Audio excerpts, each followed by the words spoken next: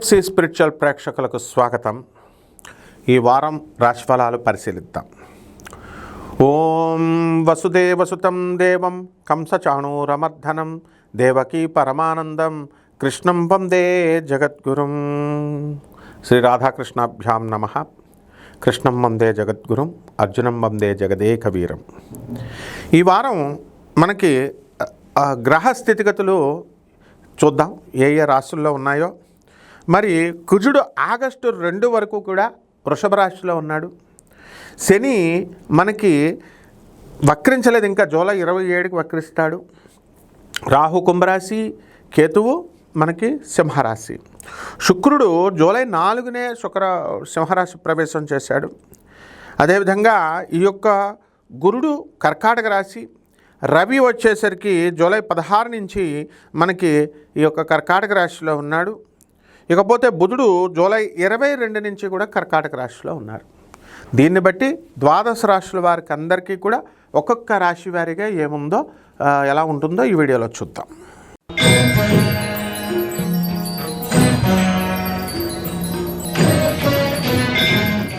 వృశ్చిక రాశి వారికి అందరికీ ఇప్పుడు గూడ్స్ ట్రైన్ లాగా మీ ట్రైన్ పరిగెడుతుంది. ఇప్పుడు అసలు పేస్ అవుతామా అన్న వాళ్ళు ఎలాగో పేస్ అయ్యారు. మొత్తానికి కష్టపడండి రా బాబు అని మీ తల్లిదండ్రులు చెప్పినప్పుడు మీరు వినలేదు. అర్ధాష్టమ రాహువు, పంచమ శని నడుస్తుంది. మరి సప్తమ స్థితిగతుడైనటువంటి కుజగ్రహ ప్రభావం మీకు దృష్టి ఉంది. ఉద్రేకం వస్తుంది, మీకు ప్రతి పని కూడా టెన్షన్ వస్తూ ఉంటుంది. ఏదైనా గొడవ జరుగుతుంటే వింటేనే గాబరా వచ్చేసి మధ్యాహ్నమే సడన్గా జ్వరం వచ్చేయడం జరుగుతుంది.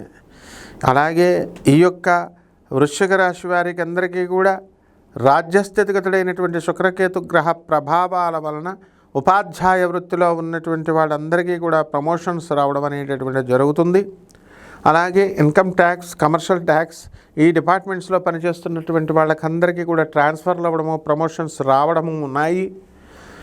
అలాగే భాగ్యంలో గురు, బుధ, రవి గ్రహాల ప్రభావం వలన మీరు ఎంతో ఉన్నత స్థానానికి మీరు వెళ్ళడం అనేటటువంటివి జరుగుతాయి. కౌన్సిలింగ్లో మీరు కోరుకున్న చోట కాకపోయినా మొత్తం మీద ఏదో ఒక సీట్ రావడం అనేటటువంటిది జరుగుతుంది. అది మరీ మీరు డిసప్పాయింట్ అవ్వకుండా కొంతవరకు మీ పేరెంట్స్ మీరు ఎంజాయ్ చేయడం అనేటటువంటివి జరుగుతాయి. అలాగే ఈ వృశ్చిక రాశి వారు మానసికంగా అశాంతి అనేటటువంటిది చాలా ఎక్కువగా ఉంటుంది. ప్రతి చిన్న విషయానికి కూడా కొత్త వస్త్రాలను మీరు ధరిస్తారు. పరిహారాలు ఏమిటంటే ఈ యొక్క దుర్గాదేవి యొక్క ఆరాధన, అమ్మవారి యొక్క కుంకుమార్చన చేసుకోండి. ఓం హ్రీం దుర్గాయై నమః అంటూ జపం చేసుకోవాలా. వార్తాళి అమ్మవారి అంటే వరాహి అమ్మవారి యొక్క నవరాత్రులు చేసుకోవాలా. మర్రి చెట్టును మీ ఇంట్లో పెంచాలి. ఇంత పెద్ద చెట్టు అయిపోద్దండి మాకు అని అంటే మీ దోషాలు పోవాలా వద్దా? మీరు ఇల్లు కొట్టేసినప్పుడు మొత్తం ఇల్లులు కట్టినప్పుడు మీ పూర్వీకులు ఎలాగైతే చెట్లన్నీ కొట్టేశారో ఒక మర్రి చెట్టును మీ సొంత చేతులతో పెంచాల్సినటువంటి అవసరం ఉంది.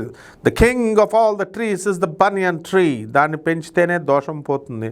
ఏం పర్లేదు, మనం తిరుపతి వెళ్తున్నాం, కాళహస్తి వెళ్తున్నాం అంటే ఏ విధమైన ఫలితాలు రావు. చెట్టులను పెంచడమే.